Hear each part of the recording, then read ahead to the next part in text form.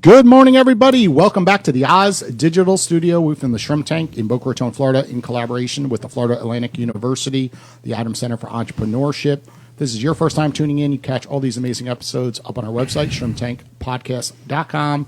Click over to our city, Boca Raton. Catch 240 past episodes. We put the bios up of every single guest. And, of course, you could reach right over to them on LinkedIn, Owl platform, and connect with our guests, which is the best thing about the Shrimp Tank. They're all local entrepreneurs that have seen the do's and don'ts of running a business, seen the cycles of running a business, and of course you can learn so much from these individuals. So I got a big announcement today. April 18th, we are throwing a big event in the center of Meisner Park by the fountains. We will be one of the first brands ever to do an interactive podcast. That is right. So we're going to interview the CEO of Celsius Beverage. We are going to interview SA Company, as well as Tint World, as well as Erica's Plumbing, as well as Ellie Vale from Ellie Vale Jewelry. So it's going to be pretty cool. We're going to interview all these individuals live. And anyone in the audience, we're going to give out 10 tickets to our audience because it's going to be an invite-only event. So reach out to us at jason@shrimptankpodcast.com. You're one of the first 10 individuals. I will provide you a free ticket. So that's the big news happening on the Shrimp Tank. And Roland, what is happening at FAU right now? Well, I hope I can get a ticket. I'd be happy. Maybe. You're one of the hosts. So if I'm good. I think as the host, you will be able to be eligible to get in. All right. Well, I can't get a ticket to the Final Four, but our team has punched its ticket, and the Owls, for the first time ever, are in the NCAA Final Four. So that is the obligatory announcement for today. A lot of big news. Yeah, absolutely. So we start with that, which has nothing to do with the Adams Center for Entrepreneurship. But what does is that we are really looking forward to becoming a Blackstone Launchpad campus where we can spread entrepreneurship throughout FAU's multi-campuses and get others involved in entrepreneurship and what we're doing here at the Adams Center with mentoring and contests and boot camps and all that good stuff. And then Friday is the big day for us, which is the business pitch competition. We're going to have 12 students, the most finalists ever, pitching their business models. And then we're going to have a veterans entrepreneurship pitch competition through our veterans boot camp. And then for the first time, we're going to have a Spanish language pitch competition with our Spanish language boot camp. So those are all things that are going on Friday. Today is the last day to register. If you'd like to come over, it's free for lunch at the Acura Club in the stadium, or to come over and watch them pitch. So that's pretty exciting. A lot going on there. We have some visitors in from Italy who are at a university over there, junior college over there, who are going to be visiting with us later today, but also going to be over there at the competition. And gosh, where do I stop? We have all kinds of things going on. You have to hire more people, Roland. It seems like there's too many things going on around entrepreneurship. Well, we will be. I don't see your group growing in the back here. It will be growing. It will be growing. It will be growing. Don't worry. By this time in the fall, it will be. I love. It will be growing. Cool. Well, let's get into our guests today. If you want to catch all our episodes live, of course, at Shrimp Tank Boca on Facebook. And you could not only listen to the guests, but you could also see the guests themselves. So today we have Emmanuel St. Germain on the show. He's the CEO of Choice Mortgage Group. And we're excited to hear the background, of him being an entrepreneur and scaling this brand, of course. So, Emmanuel, welcome to the Shrimp Tank today. And you found out that you get free parking today. That's a big part of the news today that I did not know about. Oh, no, Roland's looking at me like we're not allowed to talk about free parking. But anyway, so, Emmanuel, welcome to the Shrimp Tank today. Start out by telling us about your brand. Thank you for having me, Jason and Roland. Congratulations on all the success you guys are having. And Friday sounds actually really interesting in terms of getting pitched. But thank you. Yes, the free parking was fantastic. That's always a plus when you come here. And I don't know if I'm allowed to brag, but I am going to the Final Four. So, all right. Yes. Fantastic. One of the amazing things of having a partnership with FAU. But that's great. Cool. So, essentially I'm the CEO of Choice Mortgage Group.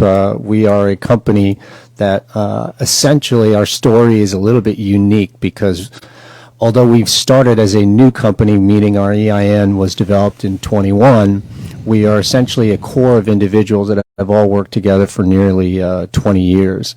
And as we formed a company, essentially there's two ways when you're purchasing a company, which is kind of what our story background is like. You can either do an asset purchase or you can do a share purchase. And in the mortgage world, a share purchase can be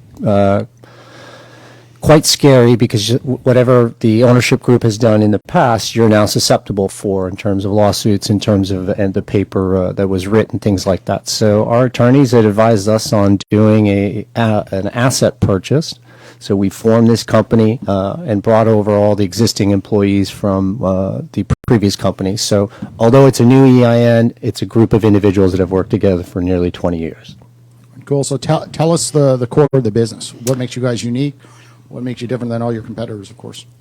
Okay, great. So, in general, what does a mortgage company do? I think we've been at some career fairs and at some universities, and some of the things, right away that you realize is that although you gentlemen know what I do, a lot of the younger generation does not. And one of the things that we are trying to find something innovative is trying to figure out a way to use our partnership with FAU and the students and try and facilitate careers. I know that when I was graduating college many moons ago, I didn't know what a mortgage was, and I certainly didn't know what a mortgage company did, nor what kind of opportunities there are for careers within the mortgage space. So I think from an education standpoint, that's very, very important. But in general, the concept is very simple. What a company like ours does is we help people buy a home by obtaining a loan or by refinancing their home. So those are our two basic items that we're working on. So I'm going to buy a house, and how does this work? I get a realtor to be my buyer's agent, and then when do you enter the picture? Do I go to you and try to get you to help in that process of buying the house, financing the house, or does the realtor go to you? How does that work? Yeah, so there's a couple different ways. So you're going to have a direct-to-consumer model, and then you're going to have a referral model as well. So let's say oftentimes what happens is an individual like yourself who's experienced where it's not your first home that you're buying, you're more than likely going to start out, you reach out to your realtor, or a realtor that you want, or you saw some homes on Zillow or Realtor.com, one of those websites. And essentially the first question they're going to ask you, are you paying cash or are you planning on financing?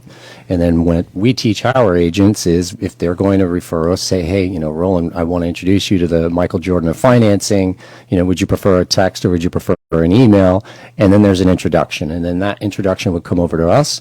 And then one of our loan officers at that point would reach out to you, and we start the process. What is it, and for us, it's kind of like any kind of intake form. Jason, it's very identical to what you do. I'm assuming, you start with the concept, or what are your goals? What are we trying to accomplish? Other than buying a home, are you planning on staying in the property for a long time? Is this an investment property, primary residence?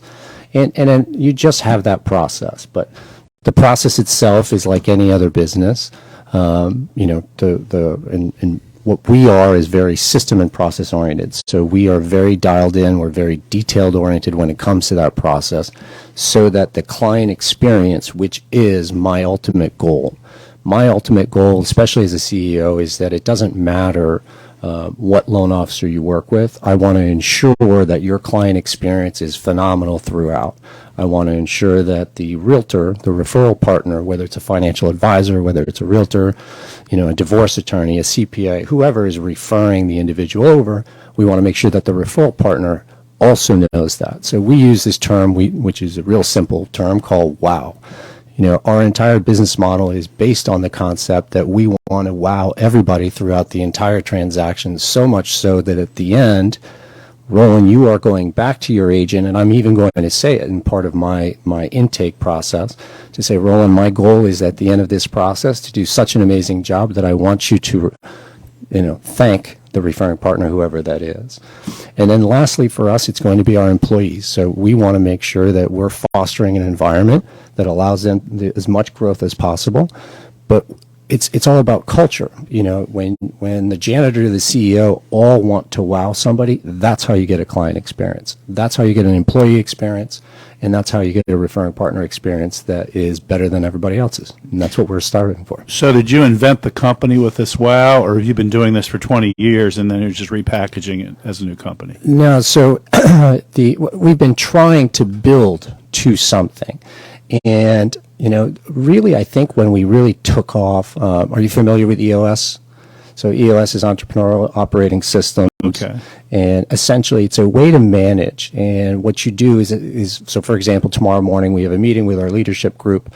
It's based on getting everyone in your entire organization to understand what the mission is, to understand, your core competencies, your core values, and then it's setting the tone in terms of what your 5-year goals are, your 3-year, your 1-year, your quarterly goals and issues. And what it does is it aligns the individuals within your organization, and so much so that everyone is facing in the same direction, and you can accomplish so much when you do that. And one of the big things that happened when we did that is we eliminated all the individuals that we would think were cancerous individuals. Individuals who didn't have, they didn't meet the core values. They thought about themselves before they thought about the clients. They thought about themselves before they thought of other employees. And once you eliminate that, those individuals, and you eliminate the roles that prevent you from doing that, you're able to grow. So we're finally at a point. So it's not a new invention. It's just it's really, and I'm sure lots of CEOs tell you this, but our true differentiator of what makes my company great is the people that I have that I get to call my teammates. Mm-hmm. When you come over and look for employees, or whatever you call them, partners, whatever you like, I'm not sure what the term you use, what kind of skill sets are you looking for? Like when you come to FAU and you're interviewing students, what are you looking for people to join your team? So that's a great question. One of the things I think that makes me a little bit different than your average individual, especially as in terms of the way that I see things and the way that I run things, and I'm very open-minded. My business development manager has set up, 5 different lunches with some broker owners of real estate companies, and she was just wowed by all 5 of them went a different direction. And the reason they went a different direction is that, I think that one of my skill sets is to be a problem solver. And what that means is that I don't go into a meeting with only a defined set of talking points, and that's it, and that's only what we're going to do. And I feel the same way about potential people on my team. If you're an amazing individual with amazing qualities and characteristics, whatever those are, and I want you to be a teammate of mine, I'll find an ability to use that skill set and those attributes to benefit us both. So, in terms of if I were telling a collegiate individual, what to do, I think being well-rounded is certainly a great thing. I think being confident, not being scared to fail, understand, especially as an entrepreneur, I'm an entrepreneur, you're going to fail. So the key is to try and pick yourself back up and rebound and go after it. Mm-hmm. Okay, I'd like to dive a little deeper into what you were talking about, company culture, because almost all the brands that come on the Shrimp Tank struggle the most with hiring and finding the right people. And you made that sound very easy, and we know the reality is it's extremely difficult. I'm in the financial service sector. You have very few individuals graduating from college who want to join sales type positions, which is financial services in the early days. Same with mortgages, real estate professionals, for example. So how do you really do this? Because we all want to eliminate cancer. We all want to hire those right people, but when you're in those early days of growing a business, you take what you got, right? It's not so easy to just, with limited resources, find the best, of course, especially in sales positions, right? So how do you really, find the right caliber? What do you guys do on those early days to get them to stick, I guess, and even walk through those doors to have an interview? Listen, you're spot on. It's very difficult, and I'm not trying to make it sound easy. I think we found a way for us. I have somebody who we call our culture queen, and for us, it's that person. So let's say, for example, we'll use the salespeople, right? So right now, we're having a lot of contraction in the mortgage industry, and so a lot of companies are laying individuals off. For me, I'm like, no. This is the perfect opportunity for me to grow, for us to take a larger share of the marketplace. So we're heavily recruiting, and in the recruiting aspect, for us it starts with our recruiter, and the recruiter is, I'd prefer to always hire somebody internally than hire externally. So I had an individual that called me and pitched me and was trying to recruit me, and I said, hey, why don't you come work for me instead? You did a really good job on that call. Yeah. So yes, you did a great job. You were persistent. You were communicative. Your follow-up was great. I like you. Why don't you come work for us? And let me tell you about our value proposition.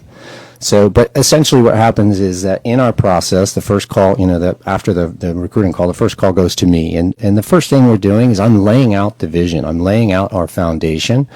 This is who we are. And I know we've got something really great to offer. And so I'm not interested in just anybody. I'm not interested in someone who's going to make us money, but they're going to treat our people in a certain way, demeaning way, or whatever it is. So I think that one of the tips I would tell someone is that don't hire just to hire.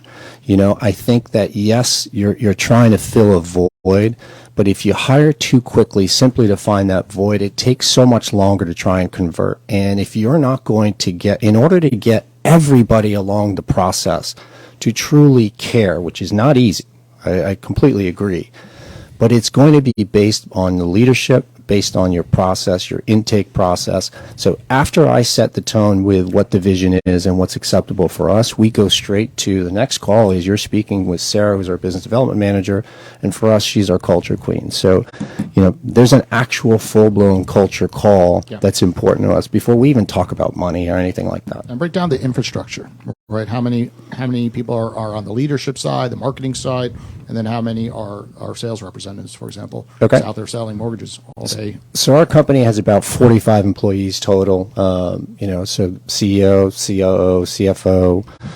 Alex here with us is our marketing director. And we have a business development manager. I'd say we're probably, numbers-wise, we're probably 55% on the origination side and 45% on the ops side. We built our company slightly different than what I think is probably the traditional mortgage company. Traditional mortgage companies probably start out with a very sales-centric. Yeah. And then what they do is then they run around trying to find people who are going to be able to do the grunt work, to do all of the stuff that allows them to do it. We went the opposite. My business partner and I, we're salespeople. Listen, I can chat, and I'm not, we were talking before we went live, and, I'm happy to do certain things and talk on stage and do podcasts like this. But at the end of the day, we are both big system and process people, and we're Shrimp Tank. We're a think tank. We do the exact same concept. And for us, we're sitting there and we are constantly diving deep into figuring out how can we better our process? How can we better our client experience? How can we add these different individuals? And because they see how much we care, and because we went operational first, and because we put all of our people, now we've set up this baseline that the salespeople are attracted to it, because our best value proposition for a salesperson is, I don't need you to chase conditions, to do all these different things. You're going to do 1/3 of the work that you're used to doing. I want you sticking to revenue generating activities. Of course. Same in our industry, in the financial services. No one wants to do that 80% of the grunt world. They want to do what they do best, which is being in front of customers and their clients, of course, all the time, and using their knowledge, right? What their hourly pay is worth, not paperwork, that could be outsourced. But so often people can't get out of that routine. So the best always, pretty much do what you're talking about, build the infrastructure around those best sales representatives so they could do what they do best, and then the other people could do what they do best, and then leverage, technology to the top, of course. And the other important point I think you made about layoffs, you invest a lot of money in hiring these people to bring them in. And, when you have a hard time, you don't want to put them back out into the market because you've invested in them. Is that sort of what your thinking is as well? Well, I think, look, the Q4 of last year was one of the toughest quarters for the mortgage industry. I think Rocket Mortgage advertised that they lost $550 million in one quarter. And, the larger companies, believe it or not, had a harder time because of the way that their infrastructure is set up. So I think that there's a certain size, but that being said, they also have deeper pockets and they can afford to take those losses much differently than a company our size can. I think it's your ability to be swift and to be able to pivot on different points. One of the things for us, ERC, the Employee Retention Credit, so many companies, so many different people try to partner with us. And, I'm not interested in shifting focus of what our core competencies and what we do simply to make a dollar. And I think that because, the same concept that, for us, I would take my own personal pay cut before I lay people off as long as possible. And I think that type of, it's embedded in our culture. And I think that's where leadership starts. I saw something one time when I was at a company in Michigan, and I absolutely loved it. They had all their pillars. They had a bunch of visuals on their walls as you worked. And one of them was a thumb that was pointed in. And the whole concept is really, really simple. Before you say, what could you have done better, Roland, it's the reverse. The thumb points in, what could I have done better in this transaction? What could I have done better as a leader? If someone doesn't work out, before you let them go, what could we have done? How could we have improved? What was the training that was lacking that didn't allow this person, the growth or the opportunities that they needed? So what are some of the things that you do to kind of keep up on these things? I mean, what do you read? What do you look at? What podcasts do you listen to? Other than this one, I know you listen every week. But just in general, what are some of the things that you would do to kind of keep up on what's going on in the environment? Well, I think, listen, you're nailing what my superpower is. So my superpower is the ability to extrapolate from others like yourselves and Jason. You don't have to invent everything in this world. There's lots of information out there. I read, technically it's Audible, but we'll just use the word read because it sounds better. But so I read about a book a week, maybe two. I try to do 2 business for every personal, so it doesn't get too stale and you don't get too boring. And 2 business books for every one personal. Fun book. Well, yeah, self-improvement type books, And podcasts, a lot of the podcasts I listen to, believe it or not, are going to be much more loan-specific related, loan officer related.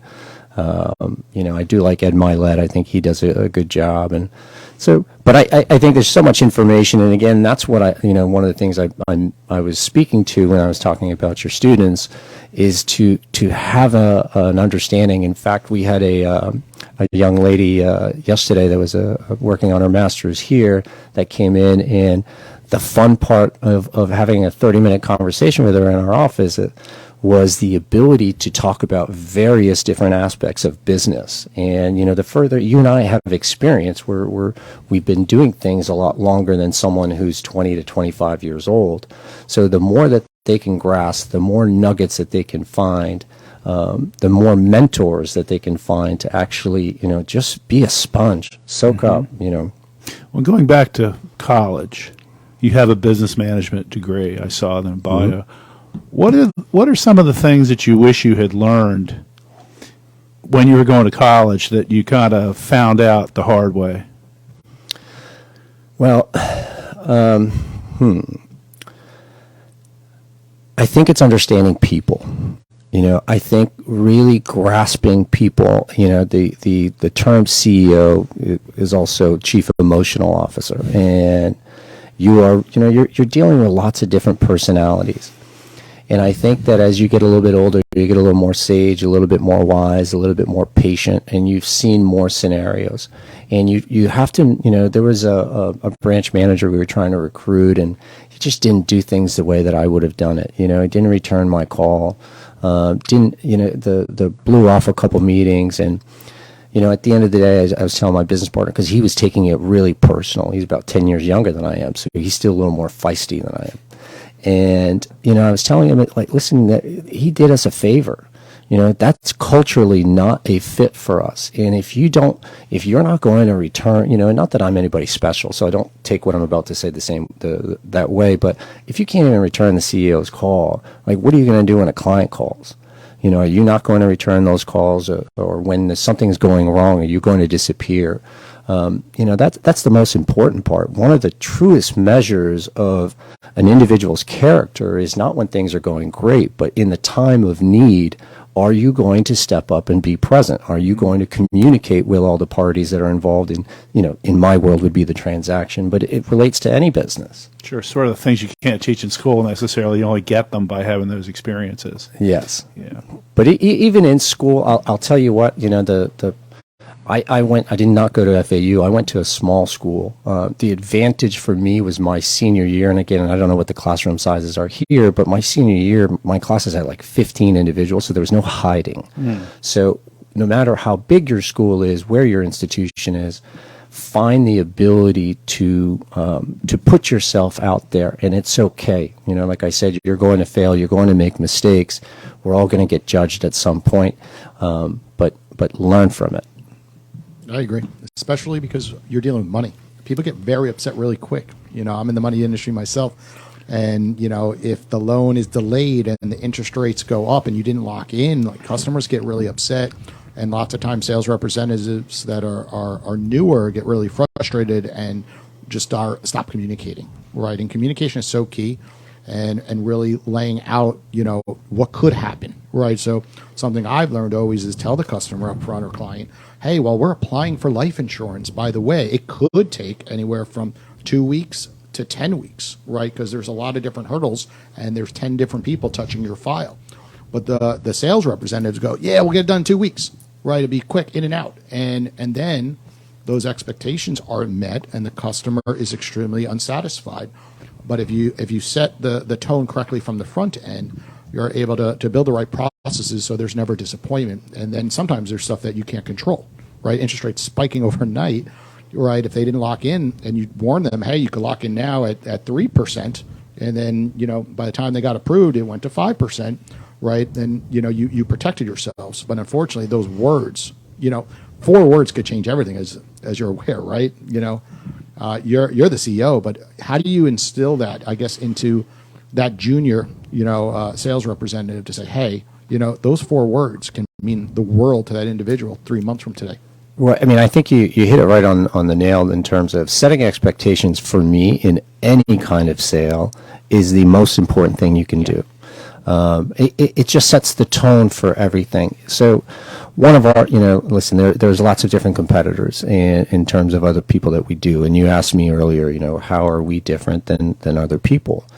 For me, it's really simple. The process comes in, as I said, Roland, when your realtor refers you, I'm the chief surgeon of the hospital. So for me, and I think that every loan officer is going to be the chief surgeon of their own hospital.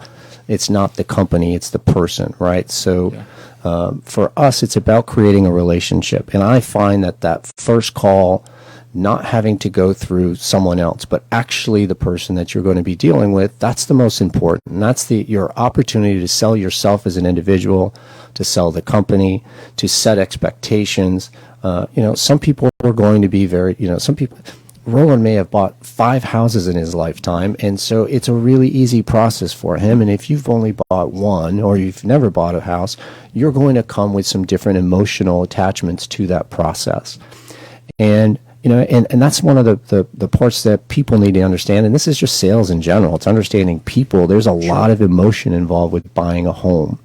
There's a contract that you don't see every day, that we do. There are dates on that contract. There's numbers all over that contract. Then you're getting peer pressure from agents, from inspectors, from title companies.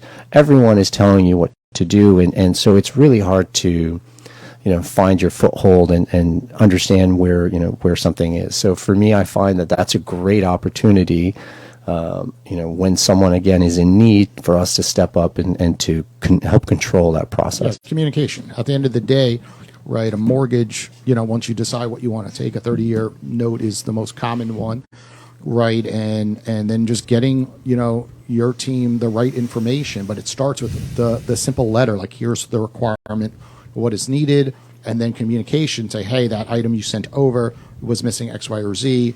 And unfortunately, a lot of brands, don't do a good job because they tell you what you need 2 weeks later. And then that individual gets so frustrated, like, wait, in the last 2 weeks, all you needed was, an other statement. I could have downloaded that in 2 seconds, from chase.com and sent it over. So then you question, like, what were they doing the last 2 weeks? I was at the bottom of the pile. And then all of a sudden, loans take 4 months to go through underwriting, not 30 days. So, of course, completely understand where you're coming from on the communication side. And it's hard to always tell customers, like, no, we're different, because they don't see that until they're in the process, right? Especially if they're first time, right? We've all, the Roland myself, have had multiple mortgages. And it is, when you're in that zone, it is so frustrating when there's lack of communication. I mean, what you're identifying right there, though, is really simply put, is that every one of those experiences you had are reactive. Yes. And I think that every single person, again, everything starts at the top. What your leader is like is going to disseminate down through the rest of the organization. So everyone in our organization knows that the word proactive is the most important thing for me. And we are constantly going backwards into our process and tweaking our systems and processes in order to make sure that we are being proactive. And so, to your example, here, it's a perfect example of something that realtors do that really does not make sense. Okay. When you write a contract and somebody says they put $10,000 on what's called an earnest money deposit, which is the original down payment check that you're making that's secure, that will go into an escrow account to hold the property. And then they write another secondary deposit, which is part of our FAR, which is the standard Florida contract, and it will put another deposit there. There is no benefit to doing that. I have yet to hear, outside of a multi-million-dollar property, and it's you want to put a certain amount of money after inspections, that's about the only time I can think about it. Outside of that, you're creating more work because for us as a loan company, we have to wait till that second deposit clears. So we're creating more work for you, the individual. If you want, we have protections, you have financing contingencies on a contract. So if you're going to, there's no reason to do it. Yeah. But it's just more work. So again, being proactive eliminates a lot of that. One of the things that we do in terms of, you asked how or are the people in my organization going to know that? So whenever, we have a very intricate onboarding process. So if you're a new loan officer that comes on board, one of the things you have to do is you have to listen to my contract call. So when a contract comes in, I personally will reach out to you, the buyer. I'll reach out to the buying agent. I'll reach out to the listing agent, to the title agent, introduce myself and set expectations right away so that we are in control and everyone knows exactly what's going to happen. So I force all of our new salespeople to listen to that call so that they're able to make the same call on their own.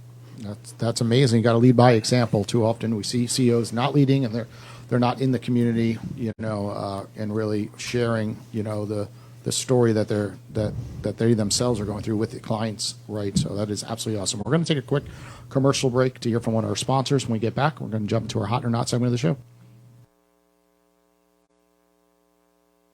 Look, Google is smart, but owls are wiser. Instead of spending an hour sifting through ads and clickbait BS, get the answers you need from qualified experts immediately. What is OWL? Think a best-of edition of Google, Cameo, and Clubhouse, all rolled into one app. OWL is an app where you can get advice through secure, private, live voice calls, tailored specifically to your questions, and all in real time. Need marketing or PR advice? OWL it. App or software development? OWL it. Healthcare, investing, social media, grant writing, education? OWL it. Coming soon. OWL one-on-one with sports legends, singers, actors, celebrities, and more in real time. That's super exciting. Who? OWL. That's OWWLL. 2 W's for twice as wise. 2 L's because you'll really love it. OWL. Connect. Learn. Grow. Now available for Apple or Android. Download OWL today on the App Store on your device.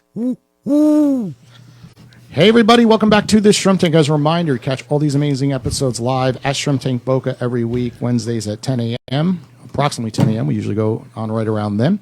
And then also we put clips of our guests every Wednesday as well as Shrimp Tank Boca on Instagram. So, Emmanuel, on this segment of the show, it is called Hot or Not. When I ask a question, dive deeper into why it's hot or not for your industry. So we'll talk about dress code for a second. Is that hot or not? The old suit and tie look, or are we away from that? And you could wear Nikes to the office, for example, like Alex and myself. We both wear Nikes. Stephanie's wearing Nikes here today, our producer. Hot or not? Dress code. I think the subject is, so for us, I don't allow shorts in the office. I think you need to carry yourself in a professional manner. You never know who's going to come into the office, but that can be business casual. So, the way that Alex is dressed is totally fine for us at our office. He's wearing pants, a button-down shirt, and sneakers. Nikes. Sorry, swoosh. That's how I hire. I see they're wearing Nikes. No, I don't hire Nikes. I hire Adidas. I'm sorry to hear Or that. actually New Balance. Sorry to hear New that. Balance now. There you go. That's American company. The suit and tie the suit and tie has its place in my industry, but too much of it is also a little, can be a little stiff. How hot or not are cold calls? Ooh, depends what you mean. From my perspective as the owner, they're hot. Go do them, please. From in terms of from the loan officer, the person who has to do them, they're cold. That's why they're called cold calls. Nobody wants to do them. Okay, but do you get a lot of reception to this? When you make a cold call to a The concept of cold calls for us wouldn't be really to an end user. It would be to a business partner, such as a realtor. So what's a big part of the industry is that mortgage individuals, oftentimes they also use virtual assistants, but people are dialing realtors and they're using scripts. Hey, Roland, congratulations. We see you're doing such an amazing job out there. I'd love to treat you for a cup of coffee and understand a little bit more about you and what makes you so great. Mm-hmm. So. I still want to know how you know I bought 5 houses, but over my lifetime. How about Zillow? Is that hot or not? That's the hot or not right there, Roland. Yeah. Looking at different technologies to find out those 5 Yeah, houses. he can figure that out. That's pretty good. But what about Zillow? Is that hot, not, indifferent? For mortgages, Zillow is not hot. In terms of real estate, you'd have to ask realtors. I think that the lead game for realtors, it goes through ebbs and flows. I think at the end of the day, their world is very similar to ours. And you have to go through your phone. You have to go through your sphere of influence. And, the big thing with being an agent, and I don't think it's any different for us, it's really making sure that everybody understands what you do. And there's this great game that I saw, a real estate broker talk about where he's basically going through, your phone and he just picks any number and then he calls the individual and more or less says, hey, Roland left his phone here. Do you happen to know his, an email for him, or do you know where he works so I could, try to get a hold of the company? And it was such a great concept because, the whole point is that if you're in sales, if you're a realtor, you're a mortgage broker, you're in title, whatever, any of those things, every single person in your phone better know what you do. And you'd be surprised how many people don't. Interesting. Which I just thought it was a great game. So you steal people's phones. Yes. We'll save that for complete effect. Well, that. The most amazing thing to piggyback that is most people's information is right on their LinkedIn profile. People don't realize once you're connected with them, you hit the contact info. Most people's email is right there, and sometimes they list their cell phone number. Like yesterday, I got in touch with a major CEO in Boca Raton for the Meisner event, and I wanted to reach out. They had not been on the Shrimp Tank, and I got a response the same day. Right, I'm like, hey, would you like to be a speaker at our event coming up? And they responded. So it's right there in the open, and you can use it to your advantage. Roland, you were about to say something. I did want to ask a question about a hot or not. The Baraha, Hardin, and Johnson buy versus rent index. Is that hot or not? I think you're going to have to explain what those are, Roland. I don't think our audience... well, let me see if he knows what they are first. So, no, I don't. I can... Okay. I can deduce what it is based on the buy or not and what the index is, but I don't know what the numbers are. Okay, right. Now, this is something at FAU and cooperation with FIU. It is looks at 23 metropolitan areas, real estate faculty judge or put together an index on whether you should be buying or renting in a specific metro area? So I would say 100% buying in our area. Rentals are extremely profitable as an investor. Yes. It's, the concept of a rental is, again, that one is not an emotional purchase. That is based on your ROI, Right. and it makes it really easy to acquire properties during this time while rates are higher. So you have to understand your ROI today will not be as good as you wanted. So in the commercial world, you'd be talking cap rate. So these would be like a lower cap rate. But the potential for increased cap rate is literally 12 to 24 months from now when rates drop. So all financial institutions are predicting that rates will drop into the high fours, low fives within 12 to 24 months. So if you acquire those properties now, yes, your cap rate is not as high, but it will increase shortly. Yeah, and then what they're looking at is across the country, looking at different metro areas, and some are very hot for buying, some are better for renting, that sort of thing. So they put that together and publish it here. So it's an interesting look, I think, at the real estate markets. There are a lot of different areas, not just here. People ask us that a lot too. It's a question that we get in terms, is this the how's the market? And when you look at, one thing I caution people is that don't look at the national news. The national market and the news are going to tell you something completely different than what we have here in South Florida. We're a totally different state. We're a very pro-business state. We're a very tax-friendly state. We have a constant migration of northerners that are coming down. It's just not. It's not at all the same. So all the rules get thrown out. Sure. Okay, I want to dive into marketing. So I'm going to go through a bunch of hot or not ones for different platforms, because we see most people join your field and fail because of the marketing, right? And you could have a marketing director like Alex, who's here today training individuals, but they don't listen. They go off, try to do the old techniques they're used to. And sometimes the old techniques are cold calling, like Roland mentioned a moment ago. So we'll start with like LinkedIn outbound messaging. Is that hot or not? Depends what you're going to do with it. But yes, I think it's hot. We in fact are doing a scraping campaign as we speak. And one of the things we're doing is scraping, being that we're trying to connect, and it's a mass kind of concept where, because of our partnership with FAU and because of the amount, the pride. So I think one of the things that's happening right now that we need to talk about is the level of pride of FAU grads at the moment has never been higher. And if you're in business, you have to take advantage of that. And as part of the school aspect of it, I mean, it's just fantastic. Going to the Final Four, I think this is going to bleed into the football season. I think it's an amazing opportunity to be partnered with FAU, and so we're very thankful for that. So one of the things we're doing is we are doing what's called a scraping campaign in terms of with LinkedIn to get individuals who have an FAU degree and that also have the word real estate agent in there. Yeah, of course, because you go right and search, you build search it by alumni. Right. Use their navigator tool, and you got hundreds and hundreds So of yes, it's alumni hot. attached to real estate, of course. That could be a great center of influence, as they say.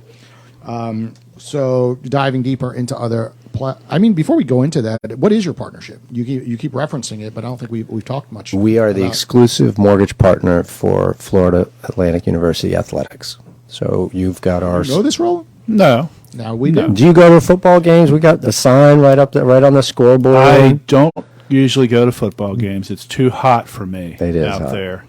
I went for a few years ago, but it seemed like every game there was a thunderstorm, and it was delayed for an hour. And so by the time the game started again, FAU was kind of not doing as well as they were. But I went to the Miami game a few years ago. I went to that one too. Not too many. I went to the actually they played UCF. I went to that one. Yeah. Okay, well, you're a fair weather fan, Roland. We got to get you to be an every game fan. This is true. Absolutely. So Yes. can you explain the partnership in more detail? Because a lot of people see these type of sponsorships at universities, even like our podcast, The Shrimp Tank, right? And they run. They see a big price tag, like, oh, it's $50,000, to be up on that billboard, and immediately, they fear, well, that's not going to bring in immediate sales, right? So can you explain what it has done to your business? Because it's not bringing immediate sales, right? People aren't seeing it up on a scoreboard, and then your phone rings on a Monday morning, correct? No, you have to, no, absolutely not. So we do it for lots of different reasons. And in fact, so the irony is the story is that just like our recruiter, Alex is the one that was working here at FAU or Lear, I think Lear, whatever it's called, but Learfield, and he came and pitched us the concept of partnering with FAU. And so I said, hey, this is great, but why don't you come work for me? And so when we brought him on board, we used the idea of, okay, this is going to be, for us, a part of it is branding. You know, we are in Boca, and this school has 30,000 students. So I didn't know how I wanted to serve the best interest of ourselves. Obviously, from a school perspective, we wanted to be able to connect ourselves, add value to the partnership in any which way we could. And, you know, from there, we're looking at the different items of how we could do different things. I think the Final Four has just like absolutely been crazy, but it's very much like I told you earlier when I said, when I go down and I sit in a meeting with someone else, you don't know where it's going to go. You don't know what opportunities there are. If you're sitting with the CEO of Baptist Health and you say, well, you know, who's doing your mortgages? You guys have a credit union, you know, like, listen, financial advisors. Most financial advisors, even though a lot of the larger companies can do mortgages, they don't refer them to their own company because they're worried if you guys mess up that they're going to pull the money, and that's where you make your money. Yeah, it's conflict of interest. You don't want to be associated. Absolutely. It's the same concept. So what we want to do is, and again, remember, I told you I built my company to be ops-centric. So what I'm trying to do is the larger deals, and the deals such as an FAU is a great opportunity for us to get the branding and to get some credibility also in terms of who you are. So, you know, hopefully they're using us and we're using them. And well, we'd be happy to consider partnership with the College of Business, I'm sure, with the academic partners as well as athletics. So listen, I love that. I will get our guy to get with you. Good. Let's make a deal right now on air. Come on, roll and pitch him. No, I'm not allowed to do those things. Okay. That's above my pay grade, but we will definitely be in contact. Because I think one of the things that FAU needs to do more is these kinds of partnerships across the campus. You know, athletics is great. People see that. But there's a lot going on, as you heard earlier, with the things with the pitch competition and so on. So, we have a lot of opportunities here. So those are hot. These partnerships are hot for you. Yes, they're in very the industry. Cool. I just want to get back to the segment. And you know the irony too is that the University of Miami reached out to us also to do a similar partnership right after we did it. So can you imagine if we weren't ready for it, nor are we ready now? But can you imagine the Final Four with two of your schools? I mean, that's just. Well, you got to be careful what you wish for, because all of a sudden you have that partnership and the price could go way up next year, right? So right now it's at a discount because you got locked in, but then everyone's going to be knocking on their door next year. You know, assuming that, you know, the basketball team, you know, makes it there again, right? So that could be, you know, a blessing and a curse, of course. I want to ask you a question. I don't know if it's a hot or not question or if it's a plead the fifth question, but how about the Federal Reserve and what they're doing with interest rates? I don't know about hot or not, but just what do you think? I don't think for his business Not at all. You know, so the Federal Reserve, here's my problem with Jerome Powell. It wasn't until he got, you know, reappointed that he all of a sudden decided to make his increases. The Mortgage Bankers Association had predicted, now we're going back, what are we, 23? So we're going back into January of 22. And what they had anticipated at that time, so in December of 21, interest rates were still in the high twos on a 30-year fix. And what we were being told was going to happen is in 22 is you would go a quarter point per quarter, which essentially would be, you know, 3.25, 3.5, 3.75 to 4% by the end of the year. And a steady increase is fine. Markets can adapt to that. I understand what they're doing. They're trying to fight inflation, which is a total different type of market. But for us to go from 3% to 7% in a matter of 9 months, it's debilitating. And I feel so blessed that we're in South Florida and that we naturally have 1,000 people moving here per day. So our market is not the same way. There are markets up north where they just don't have any inventory. People aren't willing to leave. So here's where you run into an issue. People aren't willing to leave their house that they're in because they've got a 3% mortgage. They're going to, yes, because the market is good, they'll make some great savings, some great profit on the sale of their house. But then when you go to reinvest those profits, you're also paying the high amount, and then you're paying a high amount at a double the interest rate that you had on your existing loan. There's no incentive there. Right. So since there's no incentive to do that, people stay in their home. Now you have a lack of inventory, so supply and demand. You know, Can we piggyback that all then to the first time home buyer in South Florida specifically? Because we have a major issue right now, right? Wages haven't increased, right, that much in comparison to everything else out there. And now, you know, the typical student at FAU would graduate, get a job, you know, live at home for a couple of years with their parents maybe, or get a rental that's pretty reasonable with 2 or 3 other people. But today, now all of a sudden, like these houses that were $200,000-$300,000 starting homes for that individual are now $500,000, right? So they need 30% down typically. You know, you need to furnish the home. So, and closing costs, of course. So what is going to happen to the new home buyer these days? Are they going to stay renting for a very long time, for example? Well, let's go hot or not. I'm going to throw it back at you. So they don't need 20-30% down. That's a not. You literally can buy a house as a first-time home buyer with 0 down today. There are all sorts of programs. We've got an FHA program that allows us to have a first mortgage and a second mortgage, which literally puts the buyer literally puts 0 out of their pocket. You can negotiate to have the seller pay the closing costs. There's also a Hometown Heroes program that allows all sorts of individuals, you know, the frontline workers and all sorts of individuals that allow them to buy a house with 0 down. So we do have a lot of programs. It's not a lack of programs. I think it's an ability. It's a lack of understanding. It's a lack of communication of what's out there, and it's an ability to find different housing. You know, so for example, Boca has a great school system in general, a great public school system. So we stay busy year round because people are coming here and during season. People are also moving into homes to be in the right neighborhoods, to be in the right school systems, etc.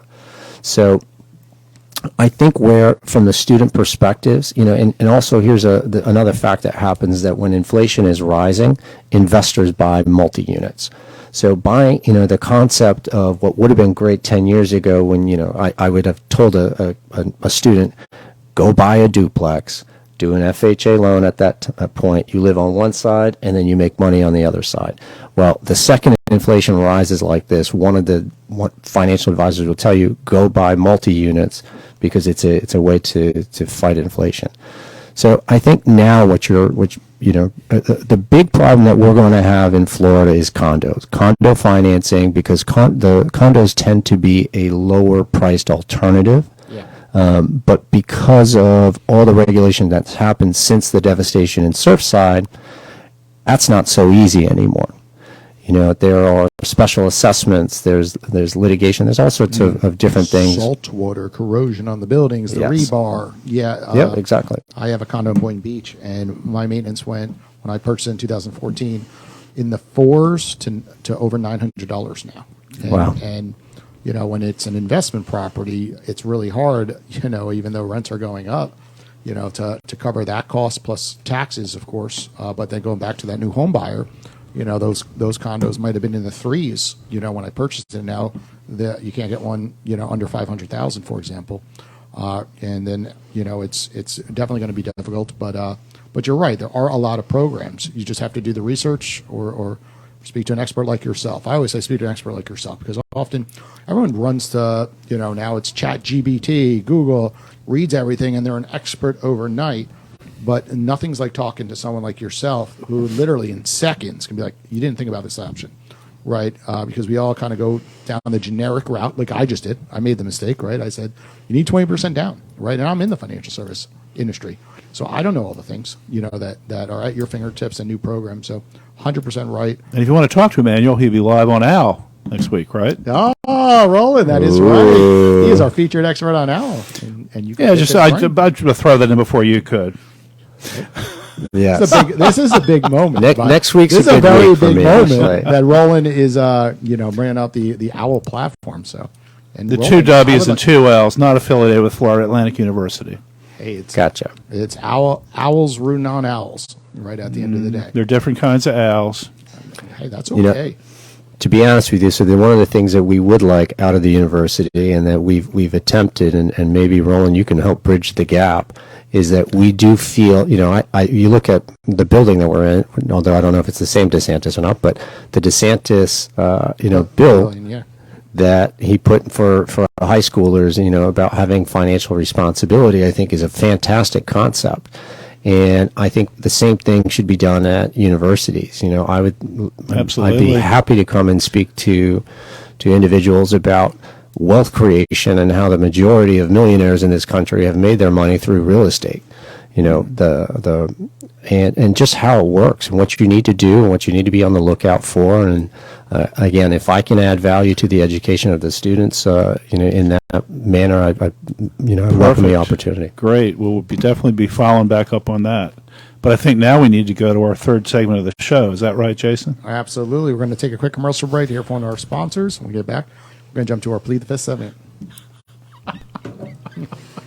Insurance companies, it's time to step out of the past and into the future with Oz's latest solution, Rainmaker. Reduce 10 years of human work to merely days using intelligent automation to process contract and claim entries. Increase job satisfaction, productivity, accuracy, data insights, and ROI while decreasing the time spent on projects. It's a no-brainer. Follow the hashtag #MakeItRain on LinkedIn and Twitter, or visit followoz.com/Rainmaker to learn more. That's FOLLOWZ.com/REINMAKER.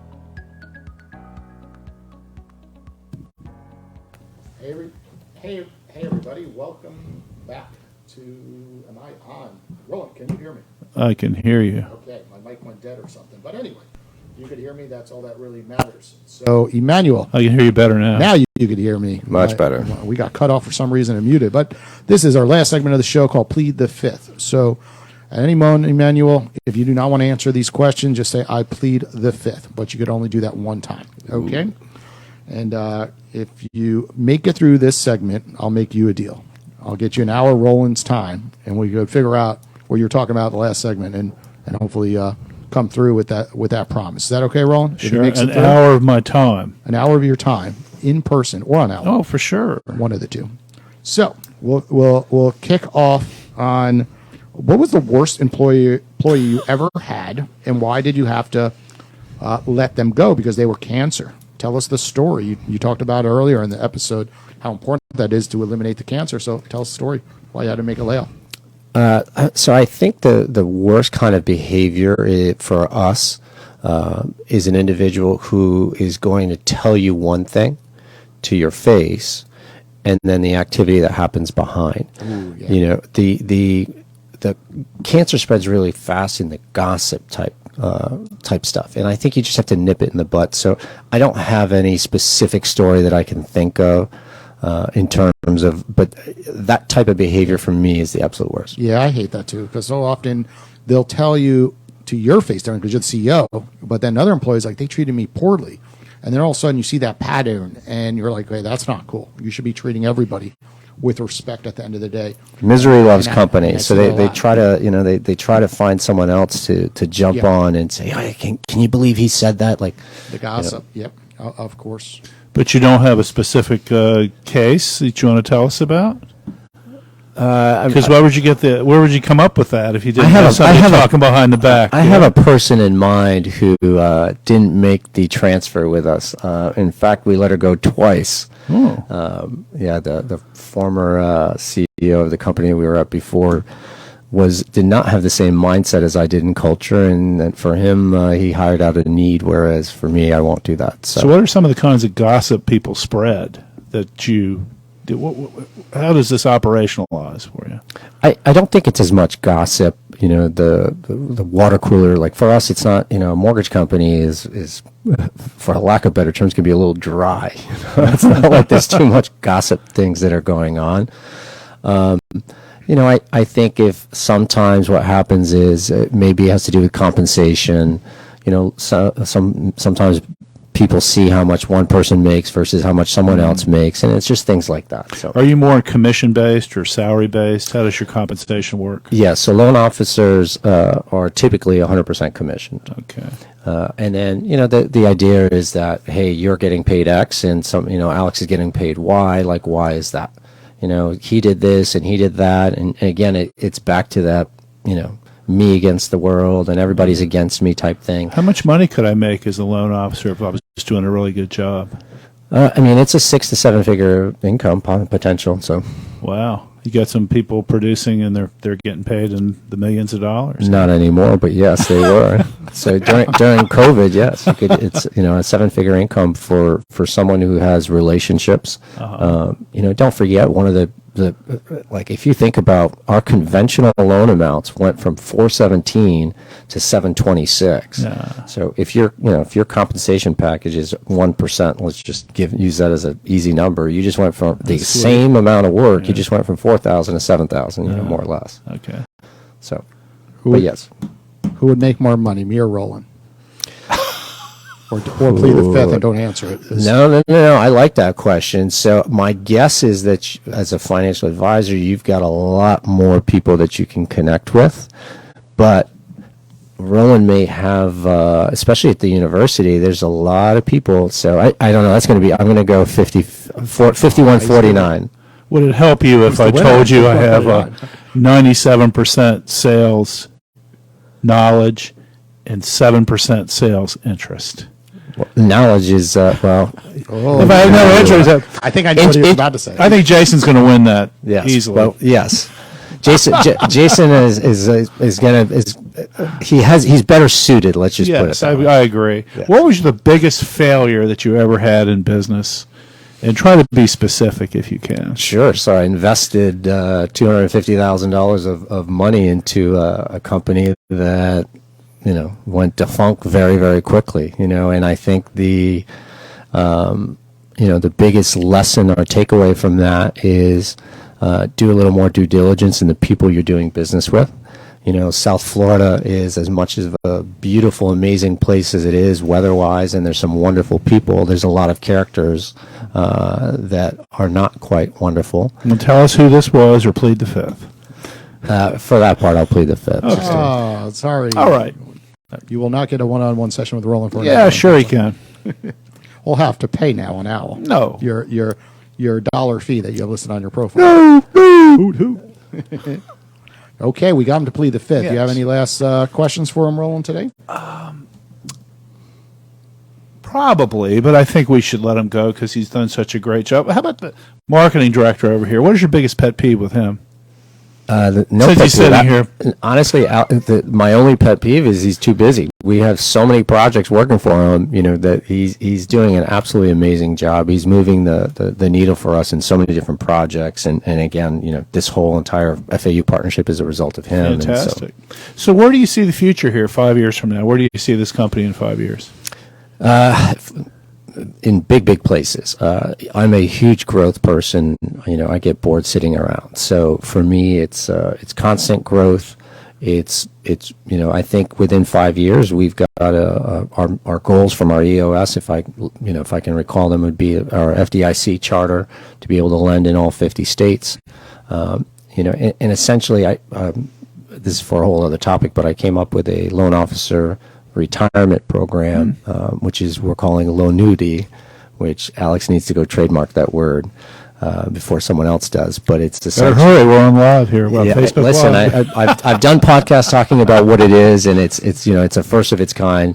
So I think that's going to take off at some point, and so we've got a lot of big things. Great, cool.